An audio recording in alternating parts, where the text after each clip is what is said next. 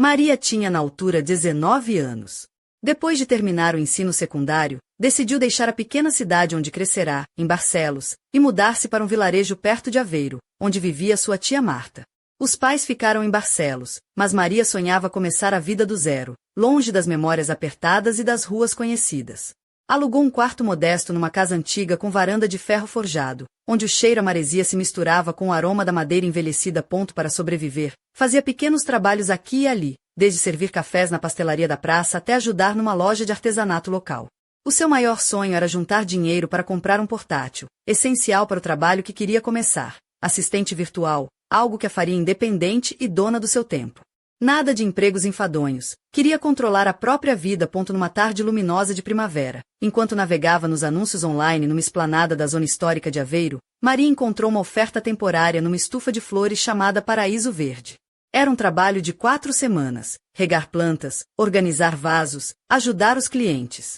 Simples, e para Maria, até romântico. Trabalhar rodeada de verde, orvalho fresco e terra molhada parecia um sonho feito de tranquilidade. Aceitou sem hesitar. O local ficava perto do seu quarto, e o salário era um pouco melhor do que os cafés onde costumava trabalhar. No seu primeiro dia, sentiu um nervoso misturado com curiosidade. Foi recebida por Joaquim, um homem de 40 e poucos anos, de olhar sério e postura rígida, o encarregado da estufa. Entre os outros trabalhadores, Maria notou um rapaz alto, com uma t-shirt desbotada de uma banda portuguesa antiga, cabelo curto, ligeiramente despenteado, como se tivesse acabado de acordar de um sono agitado. Chamava-se Antônio. Antônio não reparou nela de imediato, mas quando se esbarraram junto à prateleira das orquídeas, ele murmurou com um sorriso meio enigmático: "Tem cuidado, elas são tão temperamentais quanto as pessoas." Maria riu-se, sem saber se aquilo era uma piada ou um aviso. Aos poucos, começaram a conversar mais durante as pausas para o almoço, sentados em caixotes de madeira atrás da estufa. Falavam do tempo, dos sonhos, das memórias da infância na costa atlântica e até de memes da internet. Uma linguagem universal que os aproximava. A voz de Antônio tinha uma profundidade rouca, que fazia o coração de Maria apertar-se de forma inexplicável. Nunca imaginara que uma simples conversa pudesse despertar algo tão intenso. Ela vinha sempre vestida com vestidos de algodão, simples e claros, ligeiramente ajustados ao corpo, que a tia dizia realçarem a sua feminilidade de forma delicada. Por vezes, sentia o olhar de Antônio a deslizar-lhe pelo corpo, um olhar respeitoso e cheio de desejo contido, como se tentasse adivinhar o contorno escondido sob o tecido sem quebrar qualquer barreira. Passou uma semana e Maria percebeu que aguardava ansiosamente o momento do almoço para estar perto dele. Numa tarde, quando todos já tinham ido embora, ficaram sozinhos na velha estufa rodeada de plantas de lavanda. O ar úmido, a penumbra suave e o cheiro das ervas criavam uma atmosfera quase mágica. Antônio ficou calado, olhando-a fixamente. Sem querer, a mão dele tocou a dela, e não a afastou. Maria sentiu arrepios a percorrer-lhe a pele, sem saber o que dizer. Alguém já te disse que pareces o orvalho da manhã? Sussurrou ele. Como assim?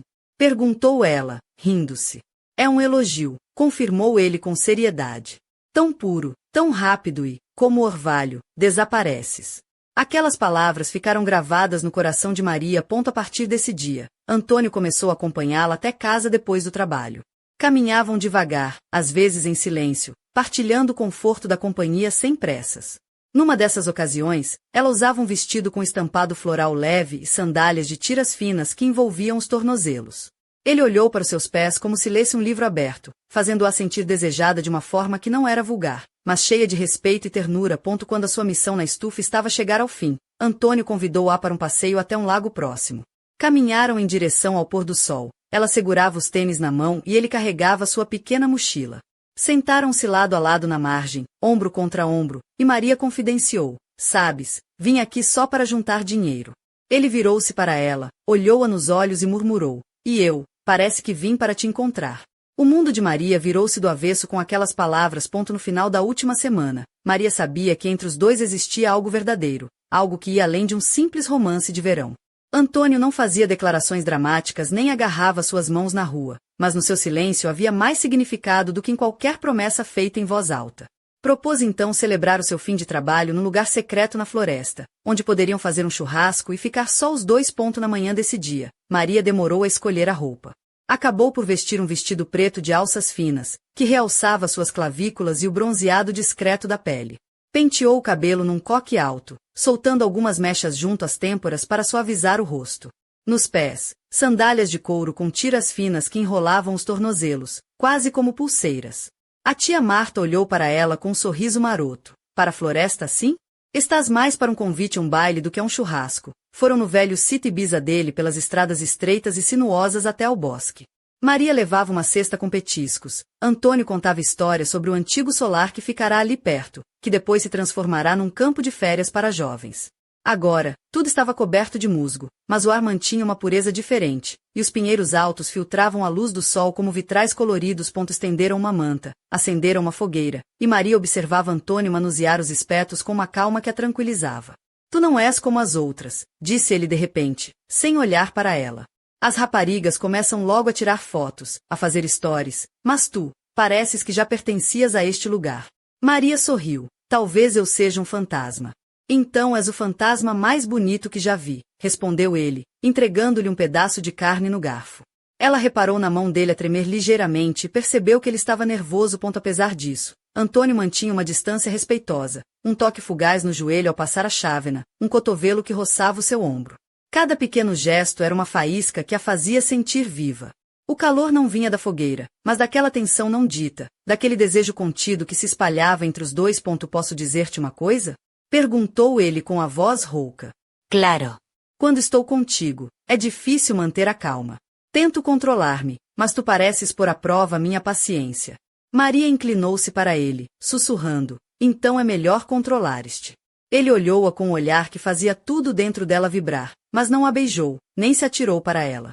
Limitou-se a dizer, se eu me soltar, tu vais fugir. E ambos riram-se daquela tensão deliciosa. Voltaram tarde à vila. Antônio acompanhou-a até a porta do quarto, tocou-lhe suavemente no pulso e disse, não tenho pressa, mas quero que saibas que não estou a brincar. Quero estar ao teu lado, de verdade. Depois desapareceu na noite, deixando Maria tocar no local onde sentirá o calor da sua pele, sabendo que algo maior começava ali, mesmo que ainda não tivessem trocado um beijo ou um abraço de verdade. Nos dias que se seguiram, Antônio apareceu de surpresa com gelados, compotas caseiras da avó, e Maria recebia-o num roupão de algodão leve, escolhendo roupas que deixavam no ar um convite silencioso, um decote subtil, um perfume doce, um lenço solto no cabelo. Era um jogo silencioso entre os dois, um acordo tácito de desejos e paciência. Mas, de repente, Antônio desapareceu. Primeiro Maria pensou que ele tinha ficado preso no trabalho, depois que estaria doente. Quando, ao fim de 3 dias, não recebeu qualquer mensagem, foi ao Paraíso Verde comprar umas plantas e descobriu que ele já não trabalhava lá. A vendedora contou-lhe, sem rodeios, que ele tinha partido para junto do pai em Caldas da Rainha, sem dar explicações. Maria sentou-se num banco perto do mercado da vila, vestida com um vestido branco, as bolinhas pequenas e sandálias de borracha, as mesmas que Antônio uma vez dissera que a faziam parecer demasiado inocente para ser sincera. Com os olhos vermelhos de chorar, sentiu-se ridícula e sozinha, como se tivesse perdido um pedaço de si mesma. Mas, quando já começava a aceitar o silêncio, uma mensagem chegou tarde numa noite. Desculpa. Maria não respondeu. 2 dias depois, Antônio apareceu à porta do seu quarto, cansado, com barba por fazer e olhos tristes. Fui para Caldas da Rainha. O meu pai ficou doente. Não quis envolver-te, disse baixinho, sem olhar para ela. Maria não disse nada, apenas deixou que ele chegasse mais perto. Sentiu o calor dele a envolver o seu corpo, que estava vestido com um vestido cinzento de malha, ligeiramente amarrotado, e um bracelete prateado no tornozelo, com um pequeno pendente que Antônio notou e apreciou. Ele murmurou, quase com medo de perder aquele momento, senti a tua falta. E, pela primeira vez, ela não desviou o olhar. O beijo foi delicado, contido, mas cheio de uma promessa silenciosa. Quando se afastaram, Maria sentiu as pernas a tremer. Antônio passou os dedos pela sua face, demorando-se junto à orelha, e disse, cheiras a menta e a chuva. Não usei perfume, respondeu ela. Melhor assim. Ficaram ali, em silêncio, enquanto o vento frio agitava as pontas do seu vestido. Ele não pediu para entrar, apenas olhou mais uma vez e partiu. Mas Maria sabia que tudo mudará. Aquele beijo não era só um gesto de carinho, era um sinal de que algo novo começava entre eles. Algo que poderia unir não só os seus corações, mas também os seus corpos. Quando Antônio estivesse preparado. Porém, Antônio continuava reservado, quase assustado com a intensidade do que sentia. Ela tentou aproximar-se, vestindo a sua lingerie azul escura de renda, herdada da tia em viagem à Polônia, e usando uma camisa branca comprida por cima, cabelo solto em ondas suaves, lábios brilhantes. Sentou-se nos... Nas semanas que seguiram o reencontro, Maria e Antônio mergulharam num ritmo quase ritual. Pequenos gestos carregados de significado, silêncios confortáveis e olhares que falavam mais do que palavras.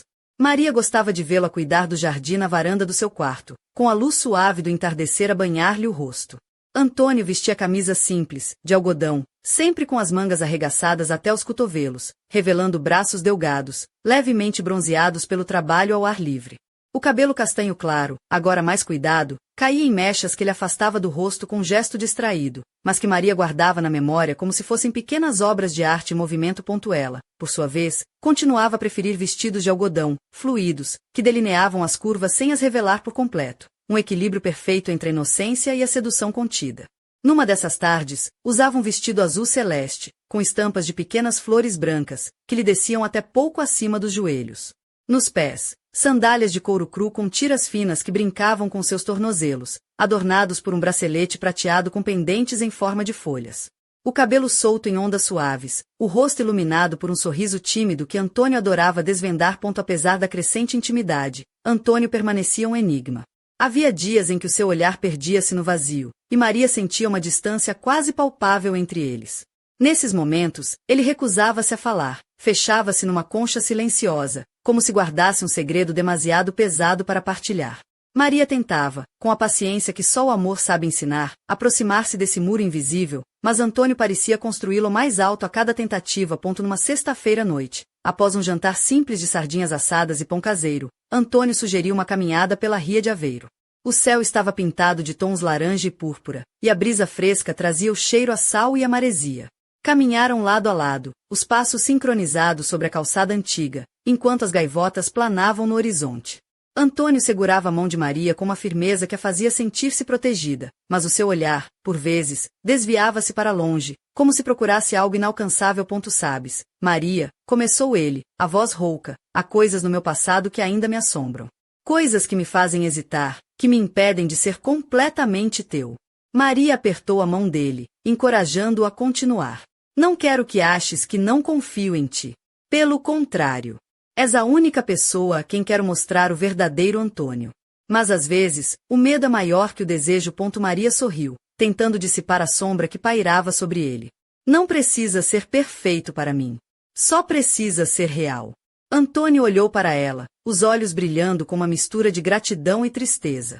És uma brisa fresca num dia quente de verão, disse ele com um sorriso triste, mas às vezes sinto que vou desaparecer, como o orvalho que disseste que eu era. Ela riu-se, puxando para mais perto, o rosto a centímetros do dele.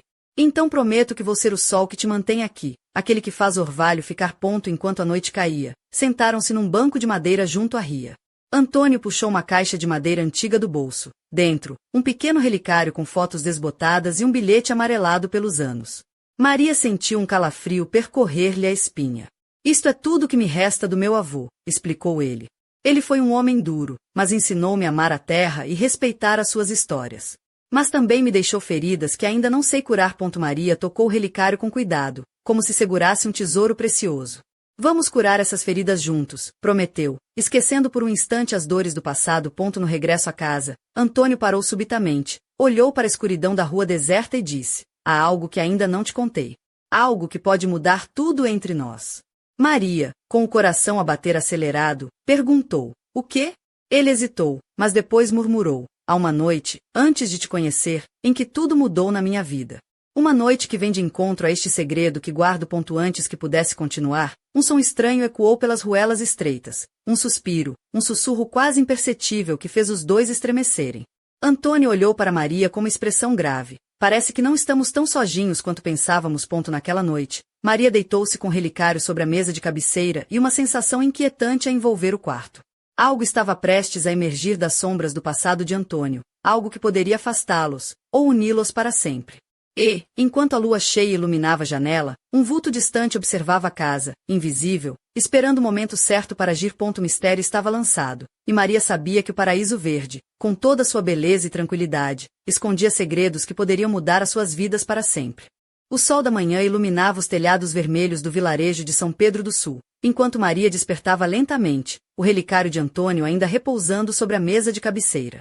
A inquietação da noite anterior não a deixava sossegada. Sentia uma mistura de curiosidade e medo a crescer dentro dela, como se o passado sombrio do namorado fosse uma sombra que se estendia para o presente, ameaçando engolir tudo. Levantou-se, vestindo um vestido de linho branco com pequenas flores lilazes, simples e fresco, mas que lhe valorizava a pele macia e o contorno delicado do corpo. Nos pés, umas sandálias de couro castanho com tiras finas que se entrelaçavam pelos tornozelos, lembrando-lhe os passos que queria seguir, mesmo que em certos pontos Antônio não apareceu para o pequeno almoço, o que era incomum. Ela decidiu ir até a estufa Paraíso Verde para tentar encontrá-lo, levando consigo uma pequena cesta com pão fresco e queijo da região. Ao chegar, percebeu que o lugar estava estranho, quieto demais, como se o verde vibrante tivesse sido sugado pelo silêncio. Joaquim, o encarregado, estava lá, mas com um olhar distante e cansado. Antônio? Não o vi hoje, respondeu Joaquim, esfregando a testa com um gesto de preocupação. Ele saiu cedo ontem à noite e não voltou. Ninguém sabe para onde foi. Maria sentiu o coração apertar. Achaste estranho? Perguntou, tentando controlar a voz. Joaquim assentiu. Sim, ele parecia agitado, como se algo estivesse a perseguir. Maria voltou para casa, o relicário apertado na mão, e sentou-se à janela a olhar para a rua estreita e vazia. Recordou as palavras de Antônio, aquela noite antes de a conhecer, o segredo que guardava. Tentava juntar as peças de um puzzle que parecia estar incompleto e fragmentado. A sensação de que algo se aproximava, algo que não era apenas sombra do passado, mas uma ameaça real. Durante a tarde, o telefone de Maria tocou. Era uma voz masculina, grave e misteriosa, que disse apenas: se queres encontrar Antônio, procura no velho solar dos campos. E desligou. Maria ficou imóvel, sem saber o que pensar. Os Campos eram uma família antiga da região, ligados a histórias de fantasmas e segredos enterrados no tempo. Decidiu não contar nada a ninguém e preparou-se para partir, vestindo um casaco leve de lã cinzenta, jeans escuros e botas confortáveis para a caminhada. O relicário pendia do pescoço, como um amuleto. Antes de sair, olhou-se no espelho, notando o brilho intenso dos olhos castanhos que contrastavam com os cabelos escuros e soltos pelos ombros. Sorriu para si mesma, com um misto de coragem e desafio. O caminho até o solar dos campos era longo e sinuoso, serpenteando por entre pinhais densos e campos de trigo dourado. O ar tinha um cheiro fresco, mas carregado de mistério. Quando finalmente chegou, o solar ergueu-se diante dela, imponente e sombrio, com janelas altas e vidros emoldurados por trepadeiras ressequidas. O portão de ferro rangeu ao abrir, como se protestasse contra sua presença. Maria entrou, sentindo o peso dos séculos naquele lugar. No interior, o silêncio era quase absoluto, interrompido apenas pelo som distante do vento que se infiltrava pelas frestas. Percorreu os corredores de madeira antiga, admirando os móveis cobertos de pó e os quadros desbotados que pareciam observar cada passo seu. Num canto da sala principal, encontrou uma caixa de madeira escura, trancada com um cadeado enferrujado. Lembrou-se do relicário e, com um impulso, tentou abrir a caixa. Para sua surpresa, a chave do cadeado estava escondida dentro do relicário, um segredo que Antônio não tinha partilhado. Com mãos trêmulas, abriu a caixa, revelando uma série de cartas antigas, fotografias e um diário em couro gasto. O diário pertencia ao avô de Antônio e continha relatos enigmáticos sobre acontecimentos estranhos na região, desaparecimentos misteriosos e avisos sobre uma presença que nunca deveria ser despertada. Maria sentiu um arrepio percorrer-lhe a espinha. Ao folhear as páginas, encontrou uma passagem destacada: aquele que busca o passado deve estar preparado para enfrentar as sombras que o acompanham. Nem tudo que brilha é luz, e nem todos os corações são o que parecem ser. Uma frase que parecia escrita para ela, para Antônio, para ambos. De repente, ouviu passos no corredor. Alguém se aproximava. Maria escondeu rapidamente o diário na bolsa e virou-se para a porta, encontrando um homem de rosto marcado pelo tempo, olhos penetrantes e uma expressão dura, mas não sem uma ponta de tristeza. Ele disse com voz grave: sabia que vinha. Nem todos os segredos deveriam ser revelados, menina. Antônio está em perigo, e agora, tu também. Maria sentiu o coração acelerar, mas não recuou. Então vou ficar para ajudar, respondeu com firmeza. O homem hesitou, mas depois assentiu, como quem aceita um desafio inevitável. Naquela noite, ao regressar para o quarto, Maria sentiu uma presença ao seu lado, uma sombra que parecia espreitar entre as árvores do jardim. Antônio não estava, e o mistério aprofundava-se. Era apenas o começo de uma jornada que os iria levar para além do que imaginavam, entre segredos de família, sombras antigas e uma verdade que poderia mudar tudo. E enquanto a lua cheia se erguia no céu, um sussurro percorreu o ar. O verdadeiro paraíso nem sempre está entre as flores. Às vezes, reside no coração da escuridão. Na manhã seguinte, o sol filtrava-se timidamente pelas cortinas rendadas do quarto de Maria, pintando as paredes com tons dourados e acastanhados. Ela despertou com o coração a palpitar, ainda a reverberar da conversa da noite anterior com o homem misterioso, o Sr. Luiz, como se apresentou, guardião das histórias esquecidas da família Campos. O relicário pendia no pescoço, quente contra a pele, como um lembrete silencioso do peso que começava a carregar. Vestia um vestido de linho bege, simples, com uma cintura ligeiramente marcada e um decote quadrado que deixava à mostra as clavículas delicadas, suavemente bronzeadas pelo sol primaveril. Nos pés, sandálias de couro cru, gastas pelo uso mas ainda confortáveis, com tiras finas que enrolavam os tornozelos como pequenas serpentes preguiçosas. O cabelo solto descia-lhe em ondas naturais, cheias de vida e um toque de rebeldia, enquanto ela se preparava para o que seria um dia decisivo. Luiz já esperava no portão da estufa Paraíso Verde, um homem de estatura média, ombros largos e rosto vincado pelas marcas do tempo e da responsabilidade. O seu olhar era firme, mas carregava uma tristeza contida, um peso que parecia ter vivido mais do que as palavras poderiam contar. Maria, começou ele, há coisas que não são para todos. Mas tu, que amas Antônio, mereces saber a verdade. Ela sentiu um arrepio percorrer-lhe a espinha, mas manteve a postura. A coragem que aprenderá com Antônio e consigo mesma não a deixava recuar. Luiz conduziu-a por trilhos escondidos entre as árvores, até uma clareira onde antigas ruínas de uma capela se erguiam, envoltas em era e musgo, como se o tempo tivesse tentado apagar aquela memória. Ali, explicou, era o local onde a família Campos tinha jurado guardar um segredo ancestral, um pacto feito com forças que ninguém devia perturbar. Antônio não é apenas um rapaz assombrado por fantasmas do passado, disse Luiz com voz grave. Ele é o último guardião de um legado que remonta a séculos, um legado que muitos desejam controlar, e que pode trazer tanto luz como escuridão. Maria sentiu o estômago embrulhar-se. E o que é esse legado? O que está a acontecer com ele? Luiz olhou para o céu cinzento que começava a cobrir a vila. Ele luta contra sombras internas e externas. Há forças que o querem afastar de ti, que querem quebrar a ligação que existe entre vocês. Naquele momento, um corvo negro cruzou o céu, emitindo um cau rouco que parecia um aviso. Luiz suspirou. O tempo está a esgotar-se. Precisamos agir rápido. De volta à vila, Maria sentiu o peso da responsabilidade a crescer. Antônio continuava ausente, e as suas mensagens eram escassas, cheias de hesitações e silêncios. Ela preparou uma mochila com mantimentos, uma lanterna antiga que pertencia à tia Marta e o diário do avô de Antônio, agora cuidadosamente enrolado num pano de linho. Naquela noite, decidiu visitar a casa de Antônio, uma pequena moradia com janelas amplas e um jardim onde cresciam roseiras selvagens e ervas aromáticas. Encontrou a porta entreaberta e um silêncio pesado no interior. Ao entrar, sentiu o cheiro forte da terra molhada e das madeiras velhas, mas também algo mais, um sussurro quase inaudível, um convite para o desconhecido. No quarto, sobre a mesa, estava um envelope com seu nome escrito à mão. Tremendo, Maria abriu e encontrou uma carta de Antônio, escrita com a sua caligrafia firme, mas cheia de emoção. Maria, se estás a ler isto, significa que já descobriste parte do que escondo. Sei que te assusta, mas preciso que confies em mim. Há coisas que não posso explicar agora, mas prometo que vou voltar para ti. Não desistas. Antônio. Maria sentiu as lágrimas correrem-lhe pelo rosto, misturando-se com a determinação que crescia dentro dela. Sabia que a sua história com Antônio não seria fácil, mas também sabia que valia a pena lutar por aquele amor. Enquanto guardava a carta, ouviu um ruído vindo do corredor, passos leves, quase etéreos. Voltou-se lentamente e, no limiar da porta, viu uma figura encapuzada que desapareceu numa sombra. O coração disparou, e uma pergunta ecoou na sua mente. Quem seria aquele visitante inesperado? Um amigo? Um inimigo? Ou talvez o próximo capítulo daquela história que só agora começava a revelar o seu verdadeiro rosto? E na rua deserta, sob a luz trêmula de um candeeiro antigo, um vulto observava, sorrindo silenciosamente, enquanto as folhas dançavam ao sabor do vento. O jogo estava a começar, e Maria sabia que nada voltaria a ser como antes.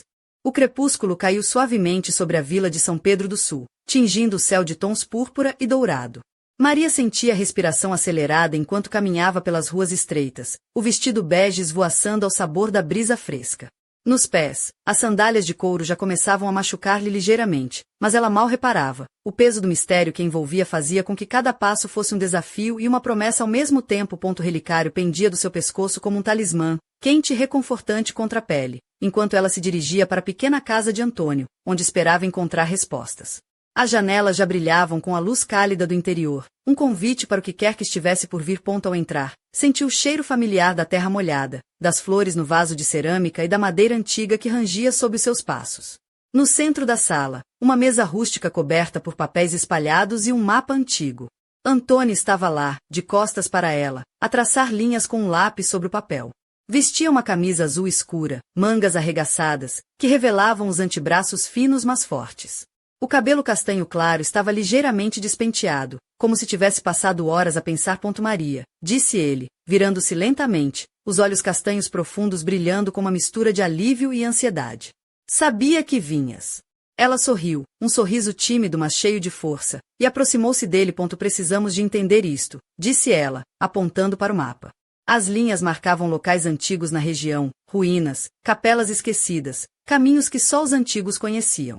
O que é que tudo isto significa para ti? Antônio suspirou, fechando os olhos por um momento. É o mapa do legado da minha família, dos segredos do solar dos campos.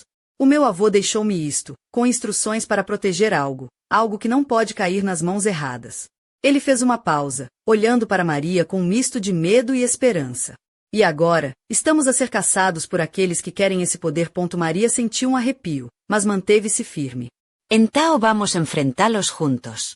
Não vou deixar que te percas novamente. Durante horas, estudaram um mapa, traçando rotas e preparando-se para o que pudesse vir. Antônio falou das sombras que o perseguiam, das noites em que sentia presenças invisíveis a rondar a sua casa, e do medo que o fazia recuar. Maria segurou a mão dele, transmitindo a coragem que ambos precisavam.